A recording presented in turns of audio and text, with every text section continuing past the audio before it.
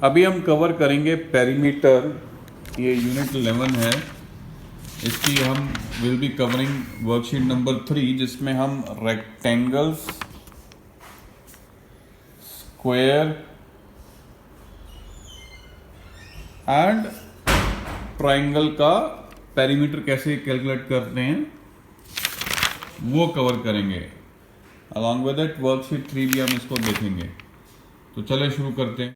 हमें पहले ये समझना पड़ेगा रेक्टेंगल की प्रॉपर्टी क्या होती है।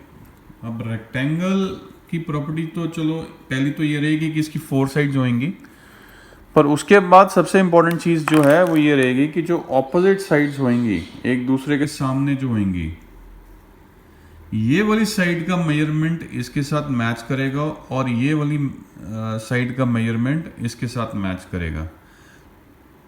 तो उस पर मान लीजिए अगर हम ये मान के चलें कि जी इस साइड का अगर 4 सेंटीमीटर है डिस्टेंस यहाँ से लेके और यहाँ तक, तो इसका भी फिर 4 सेंटीमीटर होगा। और अगर इस साइड को 2 सेंटीमीटर है तो ये साइड भी इसके ऑपोजिट वाली जो है वो 2 सेंटीमीटर होगी। मैंने हाथ से ड्रॉ किया तो ऊपर नीचे हो सकता है हो गया हो, पर रेक्टेंगल के केस में जो ऑपोजिट साइड्स रहने वाली हैं वो बराबर रहेंगी। अब इनका जब पेरीमीटर निकालना है तो हम कैसे निकालेंगे? हमें सिर्फ अगर यही बताया गया हो ना कि जी एक साइड 4 सेंटीमीटर की है रेक्टेंगल की और दूसरी साइड 2 सेंटीमीटर की है, तो हमारे लिए सफिशेंट है पेरीमीटर निकालना। अब करना क्या है, अगर एक साइड 4 सेंटीमीटर है तो उसके ऑपोजिट भी 4 सेंटीमीटर होगी, तो इसको 4 को मल्टीप्लाई करो 2 के साथ। और अगर ये वाली साइड 2 सेंटीमीटर है तो ऑब्वियस है कि उसके सामने वाली भी 2 सेंटीमीटर होगी, तो उस 2 को भी मल्टीप्लाई करो 2 के साथ। ये आ गया 8, ये आ गया 4, तो पेरीमीटर क्या बना 8 + 4 = 12 सेंटीमीटर। तो रेक्टेंगल्स के केस में आपको सिर्फ 2 साइड्स ही दी गई हों, दैट इज सफिशिएंट पेरीमीटर निकालने के लिए, बिकॉज ये साइड और ये साइड का ये बेनिफिट हो जाएगा कि इसके ऑपोजिट वाली जो है इसी मेजरमेंट की होगी और इसके ऑपोजिट वाली इसके बराबर होगी। तो ये रेक्टेंगल की एक प्रॉपर्टी है जो हमारे काम आएगी जब हम सम्स को करेंगे। अब आ जाओ स्क्वायर पे। अब स्क्वायर की प्रॉपर्टी क्या होती है, इसके भी 4 साइड्स होंगी, पर इसका ये बेस्ट पार्ट रहेगा कि भी ये साइड ये साइड ये साइड और ये साइड सारी बिल्कुल बराबर होंगी, एक दूसरे के साथ मैच करेंगी। तो अगर आपको एक साइड का भी मेजरमेंट मालूम है, मान लीजिए 4 सेंटीमीटर है, तो ये भी 4 सेंटीमीटर है, ये भी 4 सेंटीमीटर है और फिर ये भी 4 सेंटीमीटर है। तो अगर पेरीमीटर हमें स्क्वायर का निकालना है तो हमें सामने अगर सिर्फ एक साइड का भी मेजरमेंट दिया है वो सफिशिएंट है निकालने के लिए पेरीमीटर। अब इसको आप 4 + 4 + 4 + 4 कर लीजिए, या सिंपल 4 सेंटीमीटर एक साइड है और टोटल 4 साइड्स हैं, इनको 4 के साथ मल्टीप्लाई कर लीजिए, आंसर 16 आ जाएगा। इसका भी देखोगे तो 16 ही आंसर है। तो स्क्वायर के केस में हमें जब भी मेजरमेंट निकालना, पेरीमीटर निकालना है, हमें साइड का जो भी मेजरमेंट है उसको मल्टीप्लाई करना है 4 के साथ। मान लो ये साइड एक 5 सेंटीमीटर होती, तो फिर इसी स्क्वायर का जो है पेरीमीटर होता 5 × 4, दैट वुड हैव बीन 20। तो रेक्टेंगल के केस में हमें 2 साइड्स का पता होना जरूरी है, स्क्वायर के केस में हमें सिर्फ एक साइड का भी अगर पता है तो हम पेरीमीटर निकाल सकते हैं। अब तीसरा आ जाता है ट्राइंगल। अब ट्राइंगल के केस में क्या है कि हमें 3 साइड का जब तक मेजरमेंट नहीं पता होगा तब तक हम पेरीमीटर नहीं निकाल सकते, और अगर हमें पता है तो उन्हें तीनों साइडों को हमने सिर्फ ऐड करना है मेजरमेंट को और हमारा जो पेरीमीटर है वो निकलेगा। तो ट्राइंगल के केस में हमें ये तीनों साइड का पता होना ज़रूरी है पेरीमीटर ढूंढने के लिए। तो चलो अब हम वर्ड प्रॉब्लम्स लेते हैं तो आपको और थोड़ी सी क्लैरिटी होगी। अब हमारा क्वेश्चन क्या है कि boy runs around a rectangular field. अब ये ध्यान रख लेना, ये वर्ड बड़ा इंपॉर्टेंट है, रेक्टेंगुलर फील्ड है, और ऐसी फील्ड जिसकी ऑपोजिट साइड्स बराबर हैं। तो हमें सिर्फ 2 साइड का भी मेजरमेंट मिल गया तो हमारा आंसर मिल जाएगा। Length of which is 35 meters and the breadth is 20 meters. How much distance will he run. Length कितनी बोली 35 मीटर्स, ब्रेड्थ कितनी बोली 20 मीटर्स। तो अगर एक साइड 35 है तो उसके ऑपोजिट वाली भी 35, ये अगर 20 है तो ये भी 20। तो अब अगर बच्चे ने यहाँ से भागना शुरू किया तो उसने टोटल कितना डिस्टेंस ट्रेवल किया, हमें सिंपल है इसको इसको इसको इसको ऐड कर दो, ठीक है। नहीं तो फिर रेक्टेंगुलर की जो प्रॉपर्टी थी पैरामीटर ढूंढने के लिए कि लेंथ को 2 के साथ मल्टीप्लाई करो और फिर ब्रेड्थ को भी 2 के साथ मल्टीप्लाई करो और इनको ऐड कर दो। तो यहाँ पे जो लेंथ दी हुई है वो 35 है और जो ब्रेड्थ दी है वो 20 है। तो ये क्या बन गया 70 और ये क्या बन गया 40। तो आंसर क्या आ गया 110 मीटर्स। तो जो बॉय है he will run 110 meters because वो पेरीमीटर हमारे से एक तरह से पूछा गया है, बिकॉज यही वो डिस्टेंस है जो वो ट्रेवल करेगा। चले अगले सम भी करते हैं। अब अगला सम क्या है, Raju has to frame a square photo. देखो ऐसे क्वेश्चंस में ना ये वाले वर्ड्स, जैसे पिछले में हमने रेक्टेंगुलर देखा था कि जो रेक्टेंगुलर फील्ड है, तो यहाँ पे स्क्वायर फोटो है, इनकी तरफ आपको बहुत ध्यान रखना है।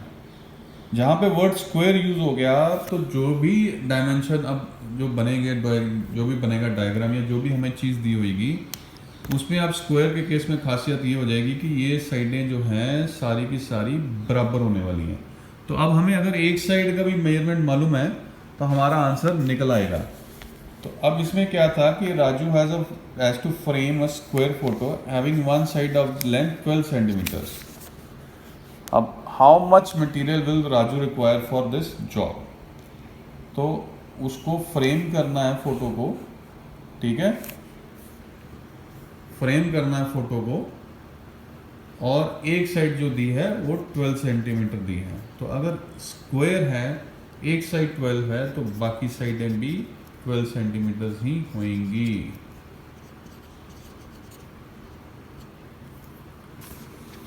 अब इसमें हमें सॉल्व क्या करना है, length of a square photo कितनी है 12 सेंटीमीटर।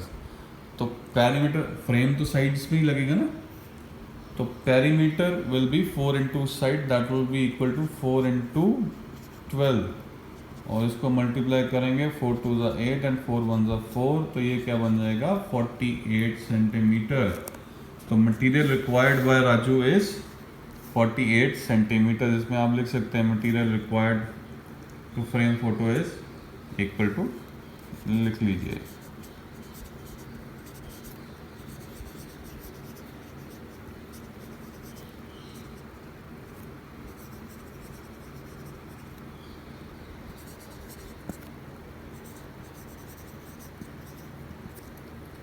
is equal to 48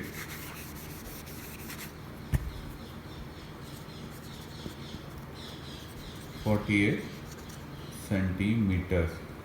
बस ये वर्डिंग्स की तरफ ध्यान देना जब भी वो क्वेश्चन। अब लास्ट क्वेश्चन क्या है कि Tina ran around a rectangular garden of length 12 metres. अब इसमें खासियत क्या है, टीना का जो गार्डन है वो रेक्टेंगुलर है, ठीक है। तो इसमें हमें दो साइड्स की मेजरमेंट चाहिए। उसकी लेंथ है 12 मीटर्स एंड जो ब्रेड्थ है वो कितनी है 8 मीटर्स है। तो टीना का जो गार्डन है उसकी लेंथ जो है 12 मीटर्स है और ब्रेड्थ कितनी है 8 मीटर्स। और उसी तरह से जो मीना है, मीना रैन अराउंड अ स्क्वायर फील्ड। अब मीना जो है जिस फील्ड पे दौड़ी है वो स्क्वायर है, तो उसकी एक साइड ये हमें मिल जाए तो काम चल जाएगा। Square field of a side 11 meters. Now question क्या है, who covered more distance and by how much.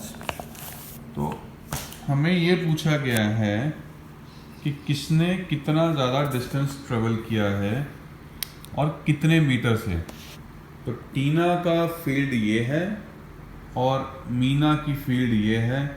तो मीना का स्क्वायर फील्ड है तो सारी साइड्स का जो डिस्टेंस है वो सेम है और इनका जो है ऑपोजिट साइड्स सेम होंगी। तो डिस्टेंस ट्रेवल करना है तो साइडों को ऐड कर दो, पर डिस्टेंस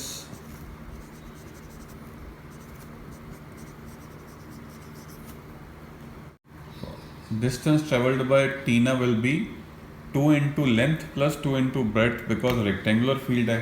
तो इसमें ये आंसर क्या बन जाता है, 2 into 12 प्लस 8 into 2, ये बन गया 24 और ये बन गया 16 और आंसर क्या आ गया 40 मीटर्स।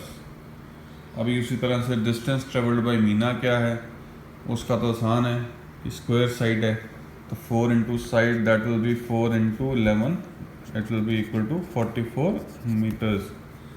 तो टीना ने ट्रेवल किया 40 मीटर्स और मीना ने ट्रेवल किया 44 मीटर्स। तो डिफरेंस दोनों का क्या आ जाएगा, 44 minus 40 that will be equal to 4 meters. So last में आपने क्या लिखना है, जो मीना है traveled more distance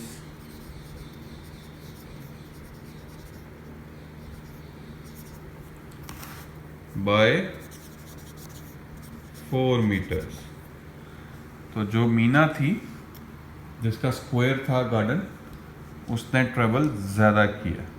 तो इस तरह से सम्स को सॉल्व करना है, वर्ड्स की तरफ ध्यान देना है कि रेक्टेंगल है कि स्क्वायर है, तो उतना ही काम हमारा आसान हो जाएगा। Now we come to end of this chapter. अच्छा लगा हो तो प्लीज़ लाइक करिएगा। शेयर करने के लिए वीडियो के नीचे शेयर का बटन दिया है, तो आप व्हाट्सएप के थ्रू शेयर कर सकते हैं। एंड सब्सक्राइब कर लीजिए ताकि आपको मेरी जो नेक्स्ट वीडियोज़ हैं वो पता चलती जाए। मैं स्टेप बाय स्टेप चल रहा हूँ, DAV स्कूल्स की बुक्स को मैंने पकड़ा हुआ है, तो एक एक करके मैं यूनिट्स कंप्लीट करता जा रहा हूँ। Thank you.